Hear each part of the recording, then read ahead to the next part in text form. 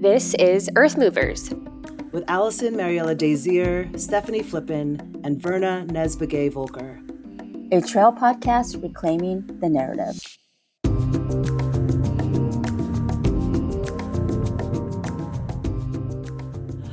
Hi, everyone. Welcome to Earthmovers. This is one of your co-hosts, Alison Mariella Désir. We are hosting this, I want to say, emergency podcast because there is a lot to talk about. I'm super excited to be joined by Stefanie and Verna. And yeah, so much has happened in the past month in the trail running space, in the road running space, and we just felt like it was important to jump on and add some much needed context and critique. And so I am going to start by, I guess, going right into it and sharing that about a month or so ago, there was a podcast. Well, I'll just say the name of the podcast.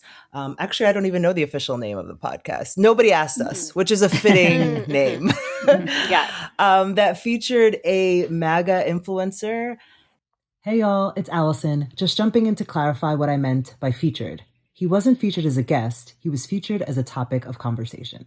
All right, back to the episode. And this is not the only podcast that has featured this person, right? This person has made his way throughout much of the trail and road running space.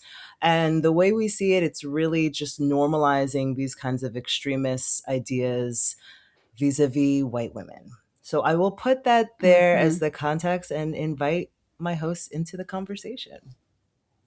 Yeah, well, first off, too, for our listeners who might just be listening to the episode and aren't able to see our faces, I'm Stefanie Flippin, just to put a voice to the name there. And yeah, I'm really excited to have this conversation with both Alison and Verna. I mean, having been someone who I've been in the trail and ultra world for over 15 years at this point, I've really seen the sport evolve and just the names and just the people that have been attracted to the sport. It's been wonderful to see the growth, and we're obviously in a huge running boom right now, which is exciting. But I think what comes with that is also the responsibility, too, of acknowledging that while we want the sport to be inclusive in every sense of the word, and that to me also means having people in the sport who have differing viewpoints from me. I definitely don't want to be a part of something or a community that is a monolith, right? And that's just completely homogenous with no opportunities for me to learn from others, right? So I hold myself to a certain level of, like anti-hypocrisy with that, right? But at the same time, I think it's really important for us to acknowledge that everything is political. Every conversation that we have is political. Running is political. And it's really, really elementary at this point to try to say that it's not, right? And I know, Verna, you also had some thoughts on that as well. Yes. Hi, everybody. I am Verna NezBegay Volker. Yes, just good to be here at this in this podcast and just sharing these views. I think it's something that needs to be talked about, and I think a lot of people are afraid to talk about these conversations that mean a lot to people like us, and how harmful it can be, especially where we're at in the United States. And just kind of want to say, Steph said, running is political, and I often see on comments or just people talking, well, why do we have to make it political? Or running isn't political. I just want to run. It is political. And so I think these conversations just really need to happen. Yeah. And, I think when people say running is political, I think it's sometimes it's pure malice, sometimes it's ignorance. And so I think for me, I'd like to clarify what I mean by that, right? Like we live in a world where none of us is truly free, right? Because our freedoms are determined by the government. And so by the government and prejudice. So when we say that running is political, where let's say you're running on a trail, first of all, that trail is land that is not the United States, right? Like that's land that was stolen, colonized, right? So that in and of itself is political. The idea that I could be running as a Black woman and somebody see me as a threat, right? Like the idea, Right. even that I would, anybody who has the ability to run freely in the middle of the day, well, that means that they don't have other responsibilities. That means that they have the leisure Right. time, they have the Yep. access, right? Like access, of course, is predicated on like where you live and what the, if you don't have a car, what the transportation is, right? Like all of everything that we Right. do is impacted by the government, by personal resources, by private entities, right? So this idea that Right. like the outside is free, even like the national parks, quote unquote, wild areas, like, well, no, they're funded, or in this case, not funded by the federal Right. government, right? And so I think it's like for those people who it's just ignorance, they don't. This is an opportunity to think more deeply about these resources, about the fact that the national parks were segregated until the 1960s, right? And so what does that mean? That there was part of the national parks where Black people could go, and then there were part of the parks where only white people could go. Like that is politics applied to a quote unquote wild space. And another piece of context that I want to bring into this is I'm obsessed with this woman thinker, New York Times columnist, Tressie McMillan Cottom. I always say her name wrong. We hope to have her on the show, and at that point, I will have learned her name perfectly. But she talks about this idea about the way that influencers and podcast bros and trad wives, all of this is connected to Donald Trump, and the way that we're normalizing again these extremist ideas and making them seem harmless, right? And so if you think about the kinds of reality TV shows, we have like the Hulk Hogan show and Welcome to Plathville. And so you start to see all of these people who hold extreme ideas, but they become like silly and relatable, right? But like little by little, their ideas come to be part of the social fabric. And I think that's where we're at in running as well.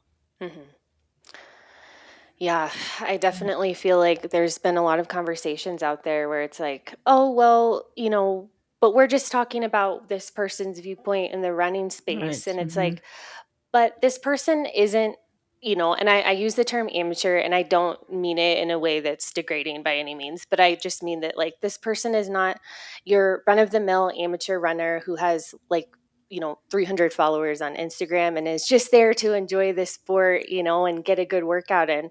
We're talking about people with enormous platforms, tens and thousands, upwards of like hundreds of thousands of dollars that are being raked in profits. They're being paid by companies, supplement companies who are owned and funded by, like right-wing groups. Like there's a lot going on behind the scenes there. And this is not just some harmless conversation to where you're like, well, we're not talking about that aspect of their viewpoints. We're just talking about this aspect of them being involved in the sport.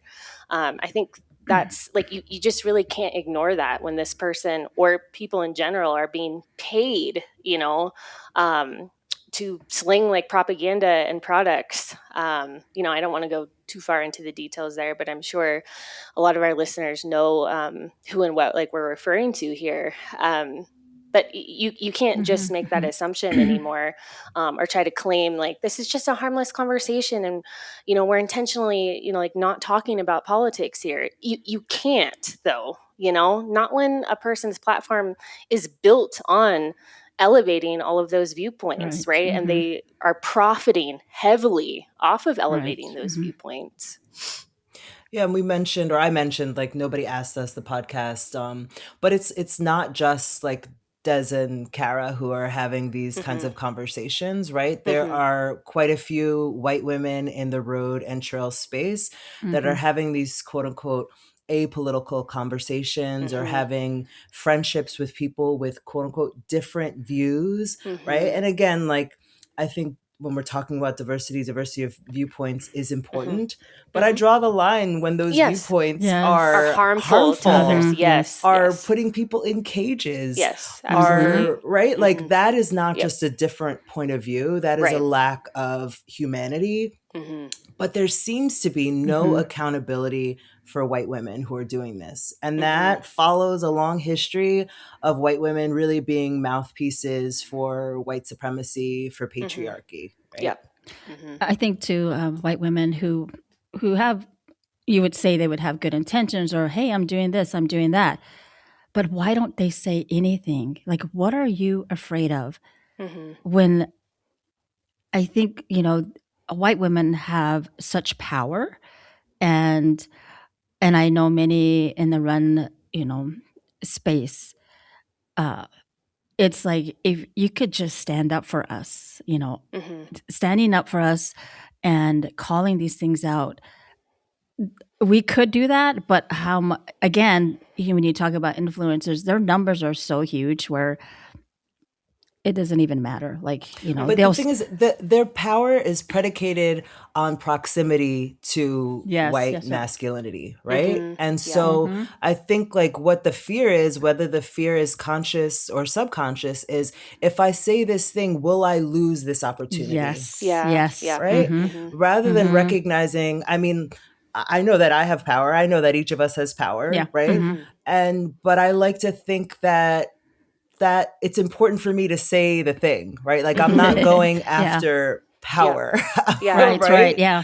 Yep. And I couldn't live with myself if I saw things Yep. happening, things that other people might say, like, oh, they're so innocuous. Like, oh, Mm-hmm. wow, everybody at TrailCon is white. Mm-hmm. Like, oh, Mm-hmm. Right. that's so innocuous. We're just talking with like the best in the sport. How curious that like you create an event where the best of the sport are all white people, and then right? It's Mm-hmm. like, no, this is not innocuous, and saying it is Mm-hmm. important, but not if you think that saying it means that you will lose this opportunity to be the face of something. Right. Yeah, I Right. will share, like, because this is reminding me on a much smaller scale for myself personally. And I'll kind of share too from honestly, like a biracial standpoint. Hmm. You know, I've really like over the last several years, especially since 2020 and like 2021, I've really considered. I'm like, okay, like what are the most practical? What's the most beneficial ways to interact? With members of my family that I married into, who like we have very differing viewpoints, very differing political viewpoints. And I think my approach to these relationships has really evolved over the years. And I've reached a point now, just with what I have going on in my personal life, where I'm like, okay, me getting really angry, me getting really emotionally triggered, and then sort of flying off the handle, right in my mind, rightfully so, but that's not working, right? And I want to try to find a way to like find common ground while also not like sacrificing like my beliefs, while also not apologizing, right, for making Mm-hmm. someone uncomfortable.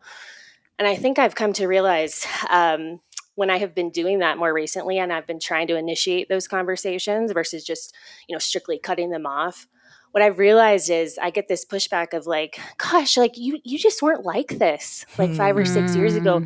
You were Mm-hmm. so sweet like 10 years ago. And it's like, Jeez. yeah, because I didn't want to lose like your Mm-hmm. affection. I didn't want you to view me as someone Hmm. who was difficult, right? And I think a lot of that was me sort of playing towards like, okay, this is a family where everyone here is white. I'm the one who looks different, right? Like my husband is very different, has very differing viewpoints, but like I'll always be the odd one out based on what I look like. So even though I don't agree, 10 years ago, maybe I just bit my tongue a little bit more. And like, Mm-hmm. I really only said anything unless it was like really, really significant, like really, really bad, like in your face, like racism type things. Mm-hmm. Um, and I sort of let some of the smaller things slide, right? The undertones, the more passive aggressiveness slide.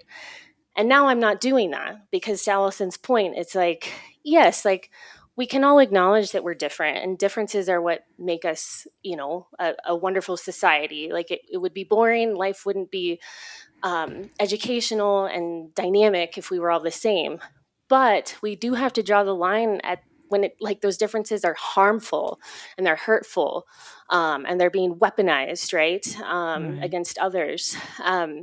So like I said, I share that about like on a smaller scale of me sort of speaking out a little bit more, not a little bit more, a lot more now, because it's like, I see exactly what the issue is. It's like, oh, well, you weren't like this like 5, 6, 10 years ago. You're different now. Like this is weird. And it's like, I don't necessarily think the issue that you have is with me. I think you need to really examine, like, the root of it is that, like, you don't want to be called out. And it could be me, it could be someone else, but your issue is really with the fact that, like, you have inherently, like, racist, homophobic, and exclusionary viewpoints, and you don't want to have to admit that to yourself, because you want to continue to see yourself as nice and sweet and popular and well liked, and you don't want to lose that. And I feel like I see this happening on a broader scale within a lot of these voices in the trail running space, particularly these white women voices. You know? Yeah, I think when Charlie Kirk happened with Charlie Kirk, there were so many people who posted things, and if you know his views, it's pretty harmful. Things that were said by him, and just a lot of people, when you scroll through Instagram, I'm like, oh wow, they thought he was fine. I'm not saying that, the way he was killed, whatever, that's horrible. I'm not saying, but just the viewpoints of just so many things. If you followed his career and the things that he said was harmful. And I think that just was really an eye opener when I was scrolling through Instagram, how much people were just like, okay with everything he was saying. And I personally had to cut off, just a family member, because I was like, and I don't want to do that, because I felt like I've always like, hey, this is your this is your viewpoint, this is my viewpoint, has always been kind of the case, but this was the last straw. And not just because of that, but just things said to me and towards me, and I was just like, I can't. I feel like I've maybe kind of like you, Steph, where I was just like, I was, I guess I was outspoken, but I was just kind of quiet about things with like family, but I was really kind of like understanding where I wanted to just be like, hey, we're family no matter what. But when things are said to you and stuff, and I was just like, I can't handle this. And I just felt like it was something that I had to like cut off. And it's hurtful even today. But I was like, I can't, to me, it's like, I cannot, what I'm standing up for is humanity, for people who are going through these very hard things, who I know, like my kids' best friends, family, who had to be in hiding when ICE was in Minneapolis. I'm like, I'm standing up for that. I'm standing up for, having to just like deal with just these, like, as I've mentioned, I live more in a rural area. Like, I'm going to stand up for these things, because for me, it's humanity. It's about caring for others. And I guess that's where I kind of draw the line, or like, how, when we talk about the running space, like, how do you not have a heart, or how do you not care? Yeah. But again, I just don't, I guess I don't understand that. So yeah, when I hear you both talk, I'm thinking about the lack of accountability, right? Yeah. Because I can think of another white woman, a trail road person, who describes a MAGA influencer as a close friend. And so when you say close friend, what comes to mind for me is accountability, right? And I can say with the two of you, we've had, I wouldn't say we've had like fights, but we've certainly had things where we're like, wait a second, like, are we on the same page on this? Like, that's Yeah. accountability. So Right. I'm trying to understand how a friendship exists without accountability. Yeah. And then the other piece of this, like, we're talking about, like, these white women are big names in road and trail. These are the white women who are supposedly like opening the doors for the rest of us and are like trailblazers. And so then that means that we as women of color are supposed to look to these white women as being the liberators, right? Right. Yeah. But they are people who are then, we know based on their friendships and their lack of accountability, that when they get into rooms, when they get into spaces like TrailCon, they are not looking to bring us with them. Right. They are like, we are here. White feminism is done. Like, we've, right? And so like, how am I supposed to cheer for these so-called goats when Right. they don't even think about anyone other than themselves. And when they are asked to think about anyone other than themselves, they say, let's not make this political. This is about my win in trail running, right? It's like, okay, you can't be both. You can't be like a symbol of feminism, which is political, and be like, I'm just here to run. I almost said I'm just here for the women's race. Boom, boom. Yeah, I definitely think there's a disconnect there. And I think similar to Alison, how you named, like, let's name how running is political. I think that there is a fundamental misunderstanding of how, like, you cannot be a feminist without also bringing, like, inclusion and centering inclusion, like, and also, like, who initially, like, led, like, feminism, and look back at history and actually listen to, like, Black female voices, right? I don't know. And then, as we've been chatting through these different topics, I also, like, the three of us have touched on just the issue of fatigue too. And I think fatigue on both sides, right? Right. So for me, like, I have definitely been feeling a sense of fatigue and burnout with trying to have these conversations, because it feels like every single year, coming off of TrailCon in Western States and Broken Arrow, right? It's like everything, it's like these issues come to light again, and we have these conversations year in and year out, but it feels like we're just almost just shouting into the void about it.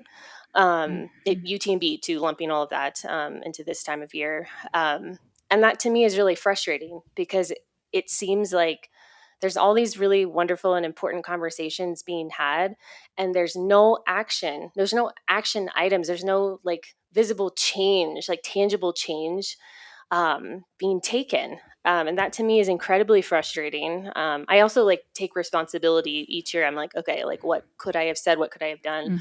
But then the other side of that coin with fatigue is, like, I feel like, we have these conversations, we continue to point out the problematic nature of these events and conversations that are being had.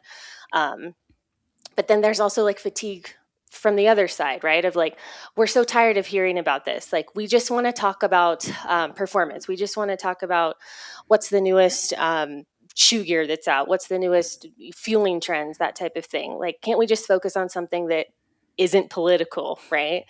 And it's like, to me, I'm just like, okay, you're tired of hearing about it, but can you imagine for 1 minute, like, how fatigued and tired people of color or people of marginalized groups are of experiencing it and living it day in and day out, whether it's UTMB season or not, right? I don't know. And to me, it's this frustrating aspect of, like, everyone just feels like they're tired, right? And I get it, but, like, that's also just not an excuse for all of us to just, like, sit back and be like, well, I guess diversity and inclusion isn't trending right now. So we're just going to back away and not talk about it.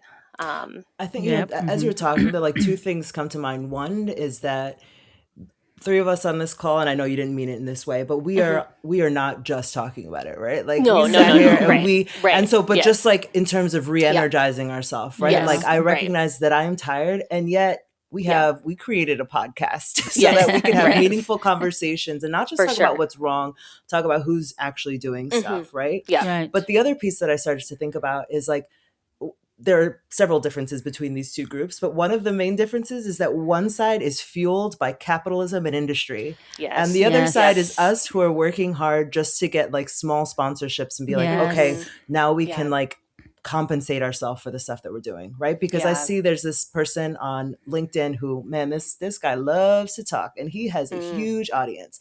And he was talking about these couple weeks and talking about the potential for, I think he was calling it, like, Tahoe Week or something like that, and how Tahoe should really recognize how much money is available in this time, and that they should capitalize it the way that like Sundance and other locations capitalize on a place and people and the amount of money to be made. And I've never been to Tahoe, partly because it's so expensive and it's so hard to get to, right? Yeah. And you see these flood of people come in with, like, no attention to the impact on land, no attention, right? And, like, just seemingly, like, whoa, there's so much money to make here. Like, let's go in and just Mm-hmm. extract. Mm-hmm. And so like moments like that made me think about like, yeah, that's one of the many things that separate us. You have these Yeah. billions, like Yep. you see dollar signs, and Mm-hmm. what we see is community and Right. representation Mm-hmm. and deep meaningful connection, right? Like, and Right. they see, let's turn this thing into a circus. Mm-hmm. Yeah, That's and so true. Yeah. I think that's probably not probably that is what makes the risk, right, of speaking out and and going against the grain, because there are dollar signs like at risk there. Um, Absolutely. you know, and the risk of, those dollar signs being pulled, and that type of capitalism and money being pulled, is something that for a lot of people they're like, I'm not willing to do that. Which is unfortunate, because I feel like if we all went against the grain and set capitalism aside, and actually focused on what actually matters.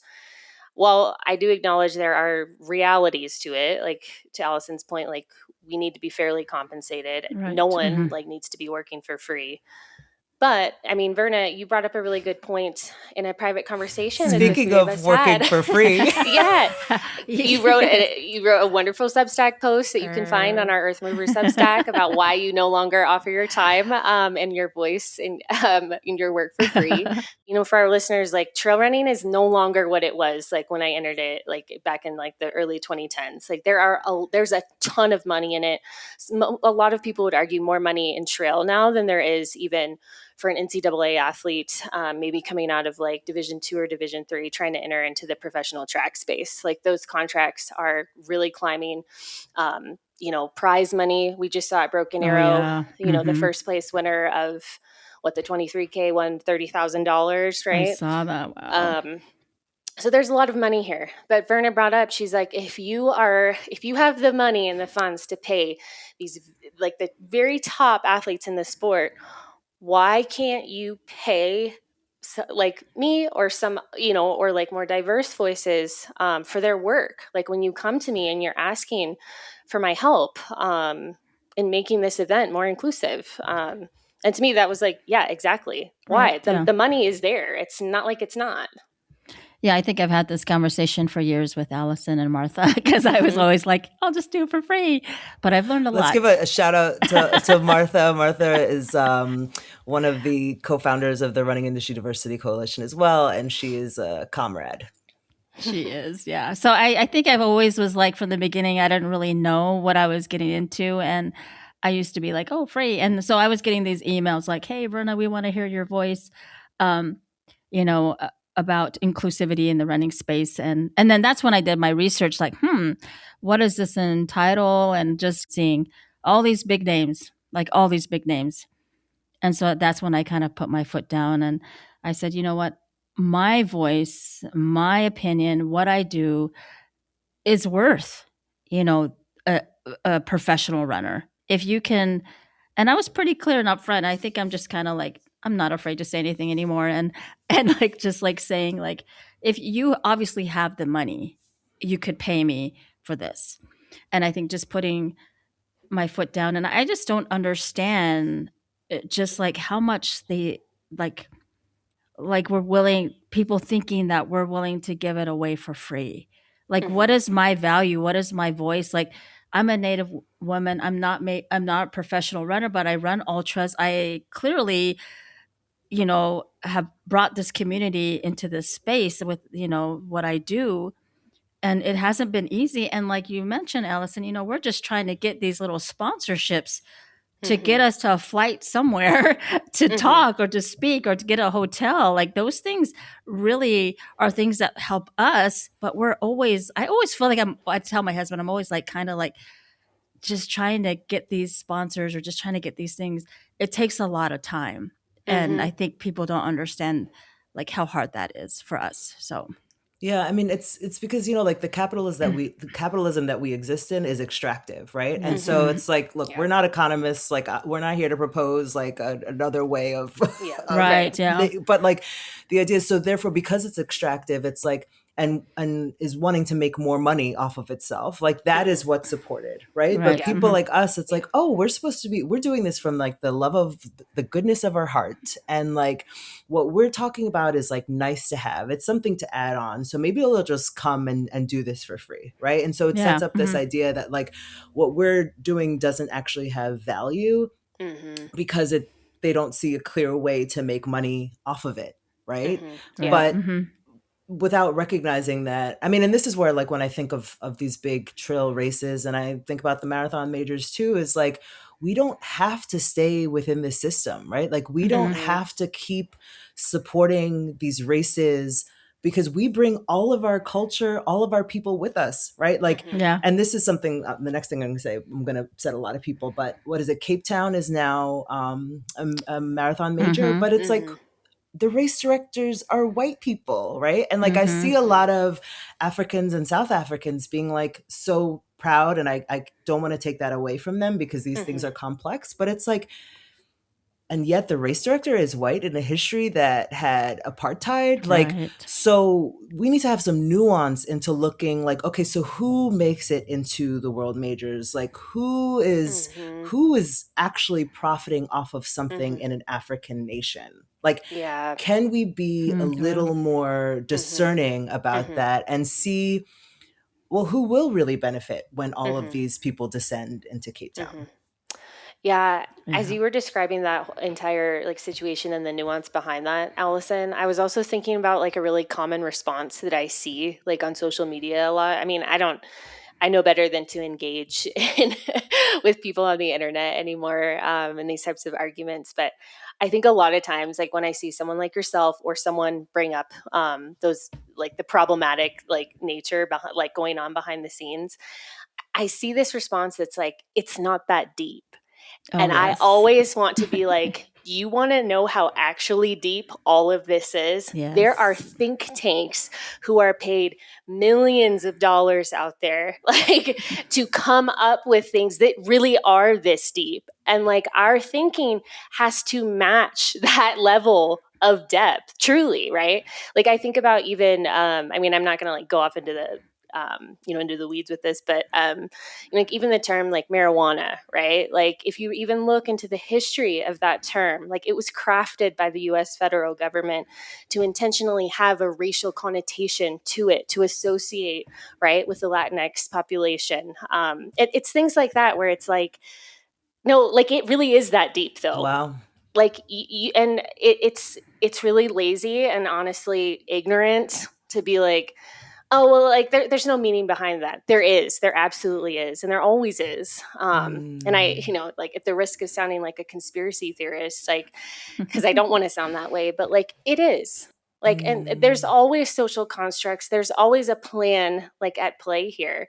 And for any of us to try to say that there isn't, like I said, it's just ignorant, right? At this point. Mm-hmm, But that's mm-hmm, just a response that always just grinds my gears when it's like it's not that deep. It's like, oh, but it is. It mm-hmm, really is, though. mm-hmm. And, So. one other thing that I want to bring into this conversation is that in the midst of everything that we're talking about, there are people of color who make it into these spaces and end up being tokenized. And I think about like what a response to our podcast might be. Like you're saying all this, but so and so was at this race and so was featured and so did well, right? And I think it's important to also understand how that is it that's also part of how this system like replicates itself, right? Like because um, there will be people who are successful within this system, um, in part because those people um, are don't fight as hard or Mm-hmm. Yeah. aren't vocal, right? In part because yeah, they need tokens, right? They need to show like, no, don't worry, we're still doing some good. Let me point to this guy. Like I remember when I went to the US Trail Running Conference a few years ago, and I had the pleasure of meeting the race director for Western States, and he Mm-hmm. told me that everything that I was saying was wrong because that year Western States was more diverse than any other year. And I think there were like 2 Black people or something like that. And he wanted me to congratulate him for there being 2 Black people relative to there being 0 Black people. And I was like, dude, that is not something I'm going to congratulate you for, right? Like, it's my understanding that Western States is supposed to attract like global athletes. And so if you look at the globe, we are the global majority. That means that the race should have less white people than all of us, right? Like there are more Black, brown people in this world than white people. So then how does Western States look the way that it does if it's truly a global race, right? Anyway, but I do want to acknowledge that within all of these systems, yeah, there will be these few Black and brown folks who are celebrated and who clear the conscience of those in power. Yeah. And I think too, like I kind of wonder about that sometimes because they're definitely benefiting with, I'm sure, access to the race and access to everything. And that's a good position. Hey, you got a slot to UTMB. Your flight is paid for. Your hotel.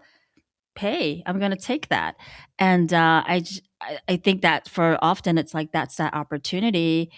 And like you said, it is real, and we see it, the tokenism in these spaces. And sadly, I think, as you can imagine, I always want to call it out, but I really don't say anything. So Mm-hmm. But I think, and it's like, look, I've also been the token in spaces and I've realized yeah. that. And then I've thought to myself, well, then how am I going to go back and make sure more people are with me? Mm-hmm. And we had a guest on the podcast who I cannot believe I'm forgetting her name. It has nothing to do with her. It just has to do with my brain being like dead. She is a Black woman in the UK. I love her. And it's going to come with me, Dora Atim, who was my guest. Dora, if you're listening, I love you. It's my brain, not you. But she had this awful experience at one of these races and then Mm-hmm. decided that she was going to come back and bring more people with her, Mm-hmm. right? So it's like, I get it. Sometimes we do get these opportunities Yeah. and they may be like once in a lifetime opportunities. But then when you're there, you realize like, wait a second, like if I'm on a microphone having a conversation with, let's just say, one of the people behind TrailCon, I'm going to use that as an opportunity to confront that person in the moment. I'm not going to Mm-hmm. say how, yeah, trail running like isn't really there are not a lot of us in these spaces, and that's for historical reasons. I'm going to say TrailCon like, well, what are you doing? As Right. I sit Mm-hmm. here, I see that I'm the only one in the room. How are you working on this, right? And that is Right. that's where like I want to put responsibility on everyone in the space, not just like the single Black person that makes it into Right. the Mm-hmm. space, but also these white women who then like have get asked all these questions at you know by the media, and they never speak to anything Yeah. meaningful. And I think too, like, I don't know, like with our communities that we have, as an individual runner, we all have our own like running journey. But I think for me, my mindset is always like my community. Like I'm going to show up, but then I'm going to bring all these other Native women in this space. I think that's just kind of my mindset. And I think I've just come to the point where, we've been able to be part of world majors, but, I'm not waiting around for someone to host a shakeout run or do the cheer stage. We're just going to do it.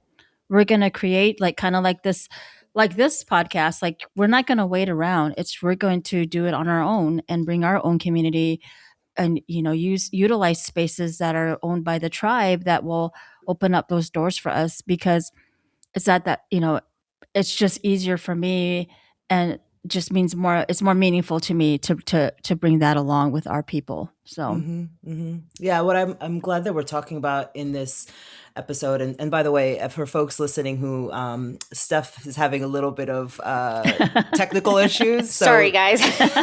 in and out, in and out. we're not just talking over her. But the idea that like I think it's important to remember that there is good work happening, right? Yes, And that we yes. are, we also are here. We're having fun. We're creating spaces, right? Like it's not all just this story of critiquing what's happening. We're also making sure that we are creating space for ourselves, and that we're creating spaces like this podcast where we can elevate incredible athletes. And I'm glad Steph is now back, because one of the most moving pieces I've seen in my entire life, and I'm not being facetious, is the Hmm. piece that Goo put out about one of our former podcast guests that Steph had a conversation with. And I hope we Mm-hmm. link this in Yeah. the show notes. I forget his name. Surprise, surprise. Tuvshin Baatar. Yeah. Oh, shout Yeah. out to Goo, shout out to Yuri, shout out to, Yeah. everybody that supported this athlete. Shout out to Steph, who I know was a big part of this happening, and like the most beautiful storytelling. I will kick it off to you, Steph, so that you can share more Mm-hmm. about this. Yeah, I mean, I've had the honor of being a part of Nomadic Adventure Club, which is the club that Tuvshin and his wife Zagda have founded over the last several years. They're both from Mongolia. Um, like I said, like Allison mentioned, I had them both on the podcast. Tuvshin has they both have an incredible life story growing up in the mountains in Mongolia. I also shared a bit more about Tuvshin's upbringing on our Substack. But gosh, the piece that Goo, and I Mm. believe it's Odyssey Media, I believe Mm. that's who did Mm-hmm. it. I can correct myself in the show notes if I pronounce that wrong, but did a wonderful photographic piece using photographs like from Tuvshin's childhood, growing up in Mongolia, and just growing up like traversing the mountains on horseback, and how that had tied into his dream of running Western states. Oh, okay. We're losing Steph again. I should note that there are terrible wildfires happening. Oh, I was just Yeah. letting our audience know that there are terrible wildfires happening Oh, and there's wind. And so your service is in and out because you cut out for a yeah. minute. Okay. Okay, got it. I'm so sorry. I know I'm really trying to rectify this, but it's just something that's out of my control right now. It's It's, okay. yeah, Climate change. It's yeah, not you. Mhm. going in and out. But yeah, I'm not sure where I cut off. But again, Tuvshin just has a really wonderful life story. Like I said, growing up in the mountains of Mongolia on horseback, and then that just tying into his dreams of running Western states and just everything that means to him. She cut out again, but he finished. He's 58 years old. Yes, I His saw that. parents were on the I finish saw Yes. line. Oh, that. it's just so special. Like so special. They Ah. flew in from Mongolia. They're both Oh, almost 90 years old. Like his dad was like in a suit and like a jacket. It was just it's just so precious.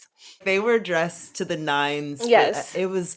uh it was beautiful. And see moments like that, yeah. like I will always be excited for, right? Like that was just such a beautiful, and like shout out to Goo. Like again, Goo is not a brand that even has a lot of money, but they use their influence in really important ways, right? Like every year, Goo has been really intentional about how they use their entries into Western states, and they create these incredible storytelling opportunities so that yeah, we can fall in love with people running this race despite all the things that we may not love about the race itself. Steph, I hope I did you proud in finishing your sentences there. But maybe Verna, we wrap up because we're losing our Yes, co-host. I know.